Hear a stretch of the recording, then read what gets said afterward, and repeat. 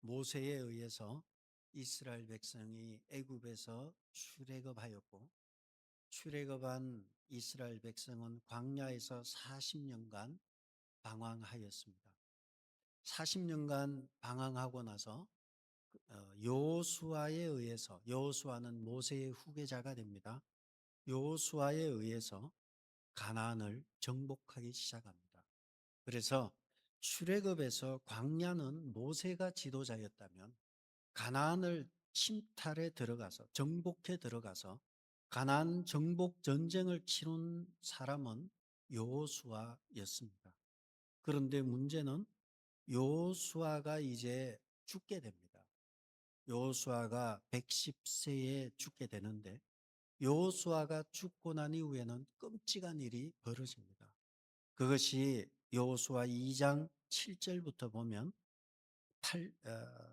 2장 7절 끝에 보면, 여호와께서 이스라엘을 위하여 행하신 모든 큰 일을 본 자들이 사는 날 동안에 여호와를 섬겼더라. 그리고 10절에 보시면요, 그 세대의 사람도 다 그 조상에게로 돌아갔고, 그 후에 일어난 다른 세대, 이 세대를 어떤 세대라 하죠? 그 후에 일어난 다른 세대가 어떤 세대인가요? 이것을 전문적인 용어로 신세대라고 합니다. 신세대는 여호와를 알지도 못하고 여호와께서 이스라엘을 위하여 행하신 일도 알지 못하였더라. 분명히 여호와를 섬긴다고 하는데, 문제는 여호와를 알지도 못하고 이스라엘을 행하신 일도 알지도 못했다. 알지 못했다는 걸 반복하는 거예요. 그런데 분명한 것은 그들은 여호와 종교를 섬기는 사람들이었어요. 여호와 공동체라 그래요. 이것을 야훼 공동체라 그래도 해요. 여호와 공동체인데 여호와를 알지도 못하고 여호와께서 행하신 것도 알지도 못하는 거예요. 그런데 스스로는 우리는 여호와를 믿는 사람들이다, 이렇게 하는 거죠. 한국의 뉴스를, 너무 가슴 아픈 뉴스가 있어서요, 계속해서 제게 문의가 들어와요. 한국의 교인들 중에 깨어있는 교인들이 충격을 받은 거예요. 충격을 받았는데, 그 내용은 한국에서 가장 강의 설교자로 최고 명망이 있는 어떤 목사님께서 은퇴하셨는데, 은퇴하신 교회에서 아들도 목사인데, 그 교회가 재산도 많고 그러죠. 그런데 나오면서 개척 지원금을 40억을 요구한 뉴스예요.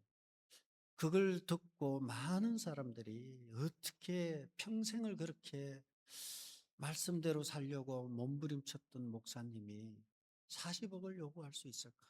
괴로워하는 거예요.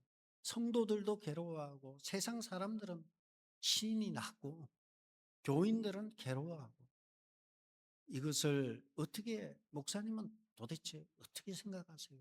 저한테 묻는 거예요.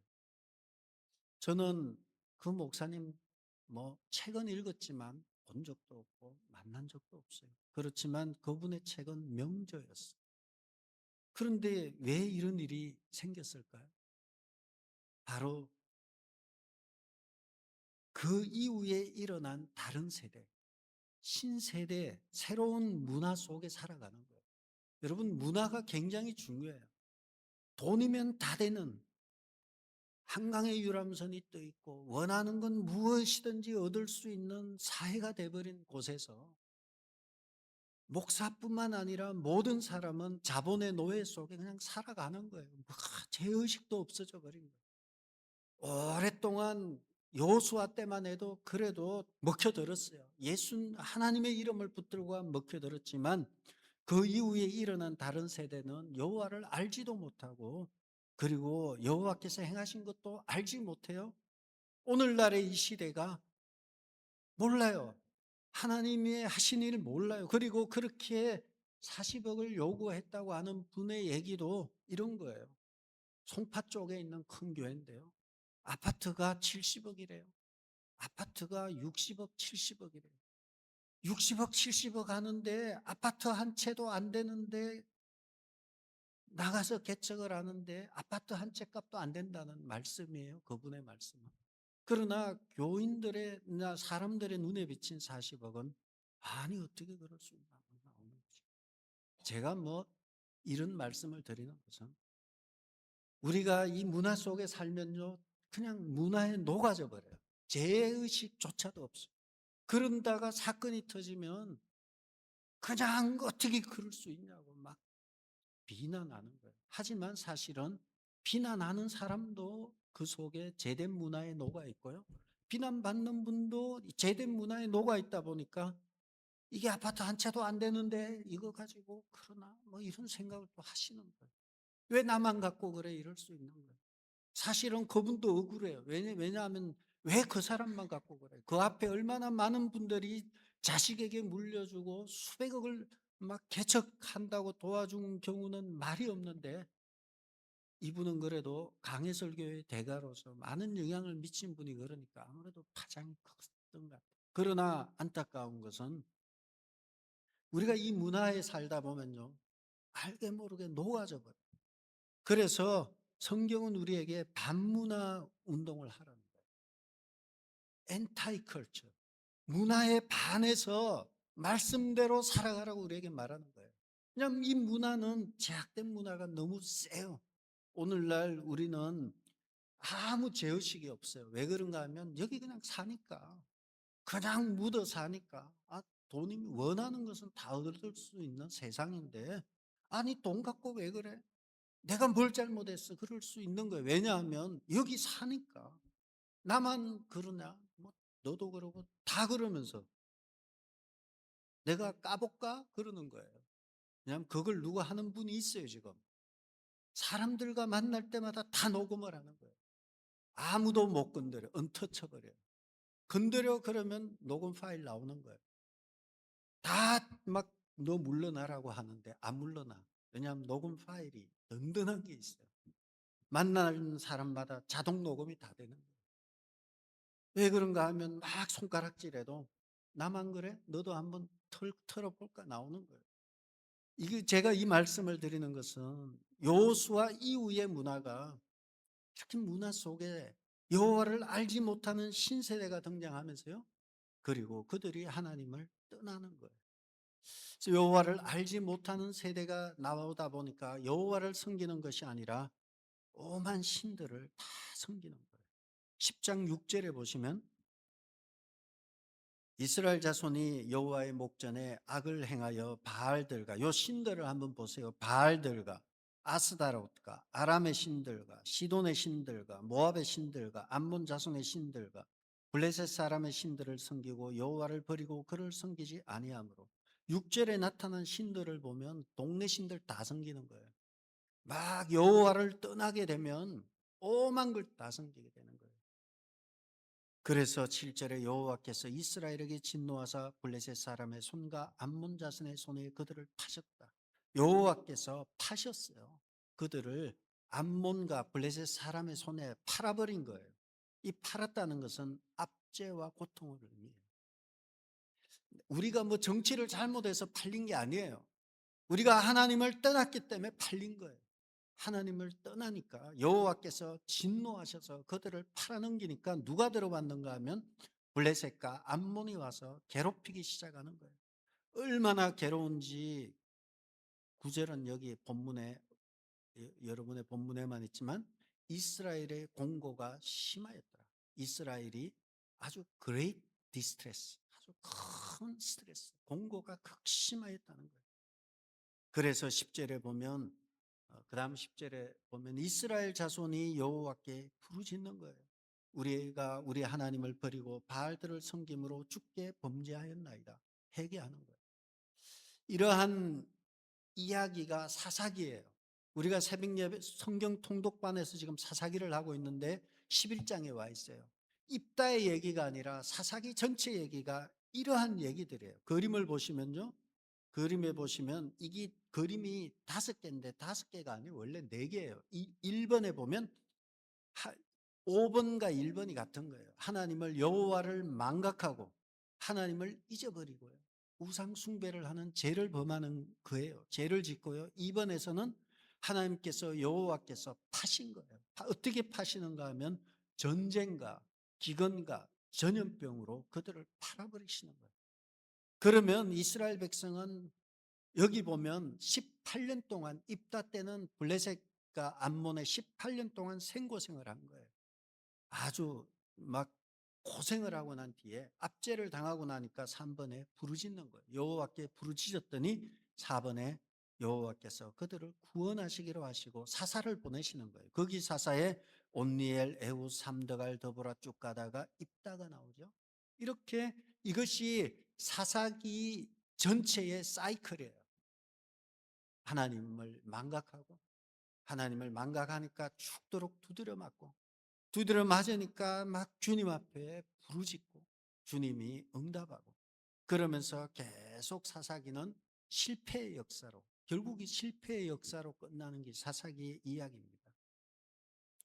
그들이 핍박을 받은 이유는 여호와를 떠나서 오만 신들을 섬겼기 때문입니다. 혹독한 핍박에서 벗어나는 길은 무엇입니까?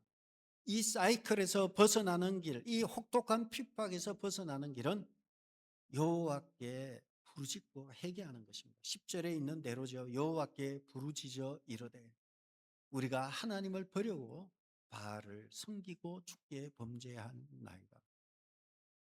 그리고 하나님께서는 오늘 본문 11장에서 사사기 11장에서 입다라는 인물을 택하셨던 것입니다. 근데 이 입다는 이 이야기는 지금 성경 통독반에서 읽기 때문에 하는데요. 10장, 11장, 12장의 내용을 읽고 오신 분은 아신 내용입니다. 집에서 보시기 바랍니다. 그런데 이 입다라는 인물은 출신이 이 기생 창녀의 아들이에요. 이 입다는 정식 와이프의 아들이 아니라 기생이고 창녀의 배다른 형제가 되겠죠. 그래서 배척을 받고 집안에서 너는 나가라 하고 쫓아내서 나가가지고 동네의 잡류들, 동네의 불량배들하고 어울리면서요. 그리고 그곳에서 대장을 해요. 이 나기는 난 사람이에요. 이 입다는 기생의 아들로 태어나서 기골이 장대하고 또 입다의 이야기를 보면요. 굉장히 논리적이에요. 11장 내용이 11장 12절에서 28절에 보면 입다가 암몬 왕에게 보낸 글을 보면 굉장히 논리적이고 신학적이고 성경적이에요. 그래서 골목대장 할 만하다. 너는 머리만 이게 머리가 비행기 힘만 센 게 아니라 힘도 세고 머리도 좋아요. 그러니까 동네 잡류들이 입다에게 몰려들었고 이런 이제 막상 전쟁의 얘기가 나니까 이스라엘 사람들이 입다에게 찾아간 거예요. 우리를 도와달라. 도와주면 우리의 대표를 삼겠다. 이런 조건을 걸게 되죠. 그래서 입다는 너들이 입다가 참 말을 잘하는 게 자기에게 와서 우리를 도와달라고 말할 때 입다의 입장에서 네가 나를 내쫓을 때는 언제고 지금 와서 도와달라고 하냐? 너들 그거 나쁘다 하고 꼭 집어내요. 보통 사람 같으면 과거는 묻지 마세요. 나 높은 자리에 앉혀주면 할렐루야 하고 막 뛰어들어가요. 근데 이 입다는 딱 짚는 거예요. 너들이 나한테 그렇게 했던 것 있지 않냐? 사과해. 사과하고 나한테 어떻게 할 건지 대안을 제시해봐. 뭐 이런 식으로 한 거예요. 그러자 이스라엘의 장로들이 우리가 오기만 오면 이기면 우리의 대표로 삼겠다. 저 자세로 나가는 거죠. 그러자 입다가 이제 불량배들을 모은 그 능력으로 정치력으로 군대를 동원해서 암몬과 싸우려고 전쟁터로 나아갑니다. 그러므로 우리가 입다를 보면 덩치만 좋은 게 아니라 머리도 좋고요. 이렇게 논리적인 사람입니다. 전쟁터에 나가는데 문제가 뭔가 하면 막상 전쟁터로 나가려고 하니까 불안한 거예요. 마음이 불안한 거예요. 우리가 입다의 이야기를 사사기 11장 12절에서 28절의 내용을 놓고 보면 입다는 신앙이 참 좋아 보여요. 출신 성분은 안 좋고 엄마도 별로 안 좋아요. 성경에 보면 엄마가 창녀가 또 하나 있죠. 다윗의 할머니가 창녀였죠. 하나님은 그가 누구인지에 관심 가지기보다 그가 하나님 앞에 매달리는가를 중요하게 여기는 것이죠. 그래서 입다는 사사기 11장 12절에서 28절에 보면 상당히 논리적이고 또 성경적이고 믿음이 좋아요. 그런데 문제가 무엇인가 하면요. 성경적이고 참 논리가 좋고 믿음이 좋지만 막상 현실 앞에 서게 되면 두렵습니다. 뭐 아무 손해가 없을 때는 믿음이 좋은 척 할 수 있어요. 할렐루야 하고 막 좋은 척 할 수 있어요. 그러나 막상 내 자식이 다치고 막상 내 비즈니스가 위험이 오고 내 직장에 어려움이 오고 문제가 생기면 그때부터는 이 판단력이 흐려져 버리면서 믿음이 좋은 척은 했고 이제 내가 가면 이기면 이스라엘의 대표가 되는데 현실로 돌아오고 나니까 입다는 이 전쟁을 블레셋이라는 나라와 전쟁을 앞두고 걱정이 앞서고 불안이 앞서는 거예요. 그래서 어떻게 해야 되지? 막 잘난 척은 했는데 큰일 났다 고민하는 거예요. 그러면서 그는 하지 말아야 될 일을 하게 됩니다. 그것이 31절에 나와 있습니다. 31절을 다 같이 읽어볼까요? 내가 암몬 자손에게서 평안히 돌아올 때에 누구든지 내 집 문에서 나와서 나를 영접한 그는 여호와께 돌릴 것이니 내가 그를 번제물로 드리겠나이다. 너무 끔찍한 서원을 하게 됩니다. 내가 암몬 자손과 전쟁에서 이기고 돌아올 때 누구든지 내 집 문에서 나와서 나를 영접하는 그를 여호와께 돌리는데 그를 번제물 태워서 죽이겠다. 태워서 제물로 드리겠다는 끔찍한 서원을 하게 됩니다. 이것을 우리는 인신제사라 그래요. 그렇게 믿음이 좋은 것처럼 하였는데 그렇게 하나님 백성으로서 막 잘난 척 했는데 막상 현실 앞에 서게 되니까 승리를 보장받기 위해서 하나님 앞에 거래를 하고 있는 거예요. 이 서원의 형식이지만 내용은 거래예요. 이기고 돌아오게만 하신다면 내가 첫 번째 나를 영접하는 그를 번제물로 드리겠다. 이것은 암몬과 모압에서 인신 제사를 드리는 고대 제사 제도였어요. 그들의 제사 제도였어요. 하나님은 인신 제사를 근본적으로 금했어요. 그런데 내가 하나님 그러니까 이 사람의 입다는 성경을 제대로 몰랐던 거예요. 그래서 혼합 종교라 그러죠. 여호와도 섬기고 이방신도 섬기고 하나님도 섬기고 막 섬기는 거예요. 하나님도 섬기고 부처님도 섬기고 하나님도 섬기고 막 무당도 왔다 갔다 하고 막 섞인 거예요.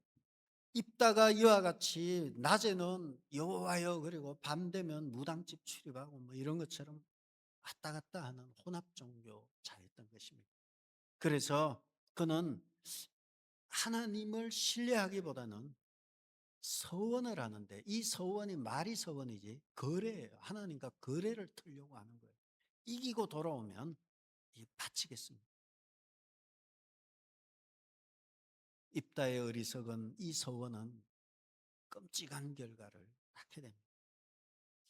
그러나 우리가 여기서 봐야 될 것은 우리는 도대체 무엇을 믿어야 될 것인가?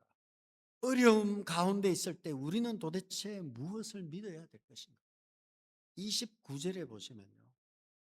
11장 29절에 보시면 이에 여호와의 영이 입다에게 임하시니 입다가 길르앗과 므낫세를 지나서 길르앗의 미스베에 이르고 길르앗의 미스베에서 암몬 자손에게로 나아갈 때 29절에 여호와의 영이 입다에게 임하셨다. 여호와의 영이 입다에게 임하셨다는 것은 하나님이 함께 하시겠다는 거예요. 하나님이 함께 하시겠다고 29절에서 얘기했는데 31절에서 누구든지 내 집 문 앞에 나와서 나를 영접하는 자는 여호와께 돌리며 그를 번제물로 드리겠다는 거예요. 하나님께서 함께 하시겠다는 약속을 하셨음에도 불구하고 두려움에 사로잡히니까 하나님과 거래를 하려고 한 것이 입다였어요. 여러분, 우리는 우리의 머리는 장식용이 아니에요. 이것은 장식이 아니에요. 생각하라고 있는 거예요. 여호와의 영이 내게 있다는 것은 여호와께서 내 편이 되시고 그리고 주님께서 나와 함께 하시며 동행하시겠다는 확신이고 약속이에요. 여호와가 하시는 전쟁, 이것을 히브리어로 헬렘이라 그래요. 여호와의 전쟁이라 그래요. 이 전쟁은 여호와께 속하되었다는 것입니다. 여호와의 전쟁인데 내가 이 전쟁을 하려고 자꾸 고민하는 거예요. 이 문제는 내 손에서 떠난 거예요. 여러분이 백날 노력해도 안 되는 거 있어요. 그 문제는 차라리 편해요. 이것은 내 손에서 떠났구나. 나는 하나님을 신뢰한다. 하나님을 믿고 나가는 거예요. 그런데 내 손에서 떠난 것을 가지고 끊임없이 고민하면서 이번에 잘 되면 내가 하나님 앞에 10의 3조를 드리겠습니다. 듣고 보면 맞는 것 같아. 10의 3조면 박수 훌륭하십니다. 그런데 저거 조건 아닌가? 거래를 트는 거예요. 하나님과 거래를 트는 거예요. 하나님이 원하시는 것은 우리의 진심이고 마음인데 하나님 앞에 거래를 트는 거예요. 내가 하면 뭐 혼합 종교예요. 여호와의 신앙과 이방 종교가 섞여 있는 입다였습니다. 그래서 하지 말아야 될 인신제사, 하나님이 금하신 어린아이를 태워서 제사 드리는 인신제사를 하나님과 거래를 털려고 했던 것이 이 어처구니 없는 서원이 됩니다. 그러므로 우리가 하나님을 믿는다고 한다면 하나님의 방식대로 하나님께 나아가야 하고 그렇게 해야지. 하나님을 믿는다고 하면서 이방의 방식을 쫓아서 가는 것은 옳지 않습니다. 그렇기 때문에 성경은 우리에게 말합니다. 여호와를 알자, 힘써 여호와를 알자. 무지도 죄입니다. 모르는 게 용서가 안 돼요. 한 번 모르는 거야. 뭐 그럴 수 있고 두 번 모르고 죽을 때까지 모르는 거는 진짜 정말 성경을 많이 안 읽는 분이구나 생각하죠. 모르면서도 우리가 정말 조심해야 될 것은 신앙생활을 하면서요. 사실 성경도 모르고 다 몰라. 그런데 아는 게 있어요. 교회를 오래 다녔으니까 신앙생활을 오래 했으니까 교회 돌아가는 것도 잘 알아. 정치는 잘 알아. 교회 정치. 여기 붙었다 저기 붙었다. 여기가 이간질하고 저기가 이간질하고 여기가 불평하고 저기가 불평하고 그러면서도 나만큼 하라고 그래. 내가 우리 교회에서 나만큼 하는 사람 누가 있어? 아, 괜찮아요. 그렇게 하셔도 돼요. 그러나 하나님 앞에서는 안 먹힌다는 걸 아셔야 돼요. 하나님은 속지 않아요. 그러고 우리는 속아줘요. 우리는 바보가 아니에요. 우리는 그냥 속아줄 수 있어요. 그렇게 하는 거에 대해서. 그러나 그것이 하나님 앞에서까지 먹힐 거라 생각해서는 안 돼요. 하나님은 불꽃 같은 눈동자로 심장과 폐부를 살피시는 분이 우리 하나님이십니다. 그리고 전쟁에 나가서 이겨요. 전쟁에 나가서 이제 입다는 이기는데 이 이기는 이야기에 대해서 성경은 너무 짧게 다뤄요. 32절에 여호와께서 암몬 사람들을 입다에게 붙이십니다. 전쟁에 관심이 없어요? 전쟁의 이야기는 짧게 다뤄요. 이것은 전쟁을 어떻게 했냐의 문제가 아니라 하나님께서는 이 입다에 대한 서원에 대한 얘기를 길게 다루시고 있습니다. 전쟁은 승리하고 돌아옵니다. 돌아오는데 34절을 보시면 입다가 미스바에 있는 자기 집에 이를 때에 보라 그의 딸이 소고를 잡고 춤추며 나와서 영접하니 이는 그의 무남 동료라. 아니 하필 딸이 나오는데 그 딸은 무남 동료예요. 귀하고 귀한 외동딸이 소고를 치며 우리 아버지 이겼다 하고 제일 먼저 뛰쳐나왔어요. 아버지 마음이 너무 아픈 거예요. 35절 보시면요. 입다가 이를 보고 자기 옷을 찢으며 이르되 어찌할꼬 내 딸이여 너는 나를 참담하게 하는 자요 나를 괴롭게 하는 자로다. 여기 보면 너가 나를 미저러블 한다고 나오죠. 미치게 하는 거예요. 너는 나를 환장하게 하는 거예요. 미치게 한다. 나를 참담하게 하고 나를 괴롭게 한다. 네가 그랬다는 거예요. 근데 돌아놓고 보면 네가 그런 게 아니라 너가 그런 거예요. 아버지 때문에 지금 이렇게 일이 이렇게 된 거지. 왜 딸을 가지고 그래? 딸은 아버지가 잘 돼서 좋아서 뛰쳐나왔는데 딸을 향해서 옷을 찢으면서 어찌할꼬 내 딸이야. 이것은 입다의 이 행동은 이방에서 드려지는 인신 제사를 하나님께 드리겠다고 나온 거예요. 하나님께는 하나님의 방식으로 예배를 드려야 되는데 세상의 방식으로 막 하나님께 예배를 드립니다. 이것이 바로 오늘날의 문화와 같아요. 이 문화라는 것은 이와 같아요. 그래서 성경은 우리에게 반문화, 문화에 반하는 하나님의 법을 계속해서 말하는 거예요. 왜냐하면 문화의 특성상 문화는 제약된 문화가 많기 때문에 그래요. 비극의 탄식에서 볼 수 있는 것은 옷을 찢으며 하는 거예요. 사실 입다는 왜 그런 너무나 성경적이지 않은 쓸데없는 서원을 함으로 인해서 딸이 참담하게 한 것이 아니라 입다 자신이 이 모든 상황을 참담하게 만들어 버렸던 것입니다. 우리는 선택해야 돼요. 하나님이 허락한 전쟁이라면 그냥 나가는 거예요. 아무것도 없어도 어디 뭐 가지고 홍해를 걷는 거 아니에요? 가지고 가나안 정복 전쟁을 치른 거 아니에요? 하나님이 가라 하면 가고 서라 하면 서는 것이었어요. 그런데 하나님이 가라고 했는데 아니 작대기라도 주고 싸우라고 하지 막 걱정하면서 밤새 잠 못 자면서 밖에 나간 나무에서 작대기 만들고 막 걱정하는 거예요. 하나님은 전쟁을 치를 때 창과 활로 전쟁을 치른 것이 아니었어요. 항아리에다가 햇불을 지피고 나가서 항아리를 깨면서 여호와의 칼이여 이렇게 외쳤을 때 전쟁에서 이길 수 있었던 것입니다. 그러므로 우리는 하나님을 신뢰하는 것, 하나님을 의지하는 것이 참으로 중요합니다. 하나님의 여호와의 영이 임했다면 그 전쟁은 이기게 되어 있었어요. 여러분도 생각하시면서 하나님이 나를 여기까지 끌고 가셨어요. 하나님이 나를 여기까지 끌고 오셨다면 하나님의 계획은 여기까지 끌고 와서 여기서 절벽에서 밀어서 죽게 내버려 두실 건가?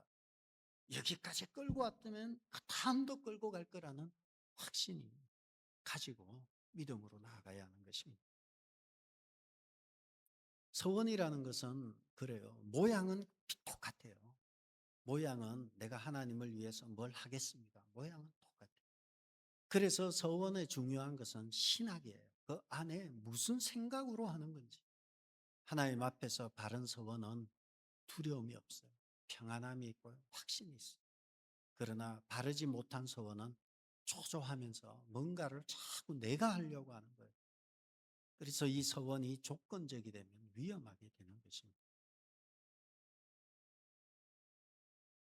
딸은 아버지의 서원에 담담하게 자진해서 감당할 것을 밝히면서 조건을 겁니다. 37절에 보면 그의 아버지에게 이르되 이 일만 내게 허락하사 나를 2달만 버려두소서. 내가 내 여자친구들과 산에 가서 나의 처녀로 죽음을 인하여 애곡하겠나이다. 아버지, 내가 아버지 말씀을 듣겠습니다. 2달만 자유 시간을 주세요. 친구들과 함께 산에 가서 내가 애곡하겠습니다. 이렇게 예, 이야기하고요. 38절에서 그가 이르되 가라 하고 2달을 기한으로 보내니 그가 그 여자친구들과 가서 산 위에서 처녀로 죽음을 인하여 애곡하고 39절에 2달 만에 그의 아버지에게로 돌아온지라. 그가 자기가 서원한 대로 딸에게 행하니 딸이 남자를 알지 못하였더라. 이것이 이스라엘의 간섭이 되어 이렇게 되어 있죠. 여기서 한글 성경에서 한글 성경이 이렇게 조금 번역해서 더 나간 게 있어요. 37절에 보면 나의 처녀로 죽음을 인하여 37, 38, 39에 죽음이란 단어가 3번이 나와요. 그런데 히브리어 원문에는 죽음이란 단어가 없어요. 그래서 여기서 죽음이라는 것은 뭐 처녀를 불태워서 죽였다 그런 게 아니라 죽음이란 단어 자체가 히브리어는 없어요. 대신 처녀성이라는 단어로 볼 수 있어요. 바꿔 말하면 내 여자친구들과 37절에요. 내 여자친구들과 산에 가서 나의 처녀로 죽음을 빼면요. 처녀로 인하여 애곡하겠나이다. 결국 이 말은 죽을 때까지 처녀로 있다가 죽었다는 그 얘기를 38절에서도 산 위에서 처녀로 인하여 애곡하고 죽음을 다 빼버리면 말이 돼요.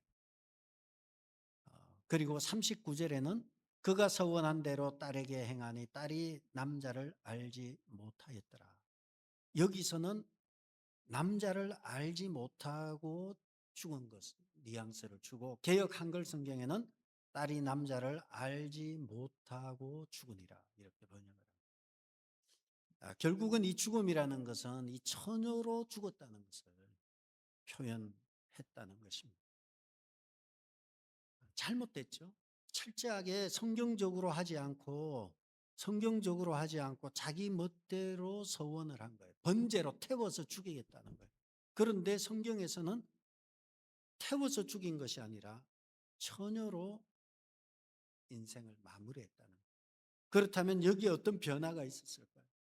그것은 이후에 하나님의 구약의 말씀을 살펴봤다는 거예요. 하나님의 말씀에 보면 레위기 27장 8절에 보면 서원자가 가난하여 내가 정한 값을 감당하지 못하겠으면 그를 제사장 앞으로 데리고 갈 것이요 제사장은 그 값을 정하되 서원자의 형편대로 값을 정할지니라. 서원에 관한 이야기가 27장 2절과 8절에 있어요. 2절은 읽지 않았습니다. 이와 같이 절대로 서원에 대해서 값으로 치를 수 있게 했고, 그리고 레위기 20장 2절에 보면 너는 이스라엘 자손에게 또 이르라. 그가 이스라엘 자손이든 이스라엘에 거류하던 거류민이든 그의 자식을 몰렉에게 주면 반드시 죽이되 그 지방 사람들이 돌로 칠 것이요. 레위기에 그들이 받은 율법에도 보면 만약에 자식을 태워 죽이면 태워 죽인 그 사람도 돌로 쳐 죽여라. 그렇게 되면 그날 부녀가 다 죽음을 당하는 거예요. 나중에 하나님의 말씀 앞에서 변화가 일어나는 거예요.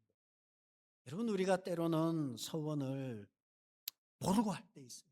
우리가 좀 무식해서 할 때도 있어요. 그러나 우리가 하나님 앞에서 진실하면 하나님께서는 서원을 누구를 통해서든지 바꾸어 가시고 옳은 방향으로 인도하시는 것입니다. 입다의 서원은 출발 자체가 잘못되었어요. 그러나 그의 서원을 하나님께서는 변경시키시고 바꾸어 가셨던 것입니다. 결론입니다. 인간이 하나님께 서원한 것은 반드시 지켜야 하는 것은 맞습니다. 그러나 내가 하나님 앞에서 서원하는 것이 감당할 수 없는 서원이라면, 내가 감당할 수 없는 서원을 막 저질렀다면 일평생 그 사람은 그 서원이 내 삶의 폭력이 되어서 이 서원이 기쁨으로 한 것이 아니라 내 삶을 올가매고 있고 폭력이 되고 더 불안하고 초조하게 살아가게 된다면 하나님이 이것을 기뻐하실까? 하나님께 약속한 것이 나의 삶 일평생에 나를 올가매고 폭력적으로 변해버린다면 하나님이 기뻐하실까? 그래서 우리는 서원을 잘해야 하고요. 잘못된 서원이라면 수정해야 합니다. 잘못되었음에도 끝까지 지키려고 하고, 또 이 서원을 할 때도 거짓된 서원들이 있어요. 사울 왕은 여호와의 이름을 걸고서 여호와의 사심으로 맹세하노니 내가 반드시 다윗을 죽이겠다. 다윗은 하나님이 가장 아끼는 사람이에요. 하나님이 가장 아끼는 사람을 하나님의 이름으로 다윗을 죽이겠다고 하는 거예요. 이게 어처구니없는 일이죠. 여러분, 우리가 잘못된 서원은 돌이켜야 되고요. 잘못된 서원을 나는 지켜야 돼, 나는 하나님께 반드시 지켜야 돼 하는 것은, 이것은 불신앙일 수도 있어요. 그것이 폭력적이고 그 서원이 사람을 다치게 하고 폭력적이고 그리고 뿐만 아니라 자기 자신을 다치게 함에도 불구하고 내가 하나님의 이름으로 했으니까 지켜야 돼 하는 것은 이것은 불신앙일 수 있음을 알아야 합니다. 그리고 우리는 이 불신앙적인 모습, 인신제사를 하나님께서 금하셨죠. 하나님을 섬긴다고 하면서 당시 가나안 종교를 받아서 이방식으로 하나님을 섬기는 입다의 인신제사는 불신앙적인 것이었습니다. 그러므로 우리는 이러한 하나님 앞에서 바른 서원이 필요합니다. 입다에 그릇된 서원은 우리에게 큰 경종을 줍니다. 입다의 시기에는 사실 말씀이 없었어요. 모세오경 외에는 말씀이 없었어요. 그리고 모세오경도 사실은 희귀했어요. 왜냐하면 문자가 발달되지 않은 1500년대 비텐베르그 때 금속 활자가 나왔지 그전에는 다 무전에다가 막 희귀하던 때였어요. 그걸 감안한다면 오늘날 우리는 하나님의 말씀을 가지고 있어요. 그래서 하나님의 뜻을 분별하기가 쉬워요. 성경은 하나님의 귀한 선물입니다. 성도는 성경이 계시하는 바가 무엇인지 날마다 상고하고 날마다 기도하며 읽으면서 하나님의 뜻을 깨닫는 것입니다. 순수한 신앙적 열정이 잘못 사용되는 일은 없어야 되겠습니다. 무식해서 무식한 방식으로 하는 것이 아니라 말씀대로 말씀의 방식으로 하나님 앞에 나아가야 할 것입니다. 우리는 하나님의 응답을 그렇다면 어떻게 합니까? 우리가 살아가면서 하나님의 응답을 어떻게 알아요? 제일 쉬운 게 그런 거잖아요. 너들 집 뒤에 대추나무 있지 그러더래요. 그래서 대추나무 없는데요. 그러니까 없으니까 지금 여기 온 거야. 대추나무 있어서 안 된 거고요. 대추나무 있지 없는데요. 없으니까 잘 된 거야. 막 이렇게. 우리 그런 게 아니에요. 전 보는 것도 아니고 어디로 가야 할까 이런 것도 아니에요. 우리는 하나님의 응답을 가지고 있어요. 무엇입니까? 분명한 것 잡고 가는 거예요. 그것은 내가 하나님의 자녀구나. 내가 하나님의 자녀라는 이것만한 확실한 것이 없습니다. 여러분 다 부모님들이고 자식을 키우잖아요. 부모들의 근심은 자녀들이 대학교 가고 직장 생활하고 또 자식이 아프면 부모도 같이 아파요. 같이 아파줄 수는 없어요. 대신 아파줄 수는 없지만 마음은 같이 아프고 같이 막 고통스러워하고 어떻게 도와주고 싶어요. 우리가 하나님의 자녀라면 그만한 하나님의 사랑만한 것이 어디 있어요? 하나님은 우리를 보시면서 같이 아파주는 정도가 아니라 대신 아파줘요. 하나님은 인류를 대표하시고요. 하나님은 나를 대신하셨어요. 대표는 1대 다가 되고요. 대신은 1대 1이 돼요. 하나님은 인류를 대표하시고 하나님은 나를 대신하셨어요. 십자가에서 인류를 대표하시고 십자가에서 나를 대신하시고 사랑하신 분이 우리 하나님이십니다. 나를 대신하신 하나님의 사랑을 믿는다면 내가 지금 좀 어렵고 내가 조금 힘이 들 때 나만 힘이 든 게 아니에요. 하나님도 같이 힘들어요. 같이 아파하고요. 어떻게든 해답을 찾고 끌고 가려고 하고 계시는 분이 우리 주님이십니다. 우리가 헷갈릴 때 알아야 될 것은 분명한 것은 하나님은 전능하사 천지를 만드신 하나님을 내가 믿사오니 그 외아들 우리 주 예수 그리스도를 믿고 그분은 선하시며 인자하시며 자비로우시며 은혜가 무한하신 분이심을 믿는 거예요. 그거 하나 분명한 거예요. 이걸 도와줄까 저걸 도와줄까 이렇게 도와줄까 이거는 중요하지 않아요. 마스터키는 우리 주님이에요. 하나님이 나를 사랑하시는구나. 주님이 나를 사랑하시는구나. 그거 하나 붙들고 가는 거예요. 그거 하나 확실하면 돼요. 그리고 또 하나 분명한 것은 성경에서 분명한 거예요. 구약에서요. 카라라는 히브리어 단어는 부르짖다는 단어예요. 구약에서 카라 부르짖을 때 하나님은 반드시 들어주셨습니다. 부르짖으면 들어주셨어요. 아무리 이스라엘이 죄를 짓지만 그들이 블레셋과 암몬의 고통을 당하고 큰 공고함 가운데 있었지만 부르짖으니까 하나님이 들어주셨습니다. 마찬가지입니다. 신약에서도 예수님이 지나갈 때 다윗의 자손 예수여 나를 불쌍히 여겨주소서 부르짖었을 때 주님이 듣고 응답해 주셨습니다. 구약에서는 카라고요. 신약에는 스프랑케 니조마이 긍휼히 여기다는 거예요. 부르짖고 나아가면 하나님은 반드시 들어주신다는 것입니다.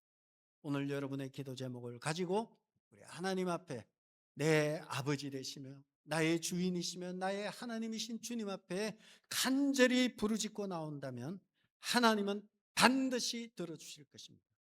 이것은 하나님의 말씀입니다. 기도하겠습니다.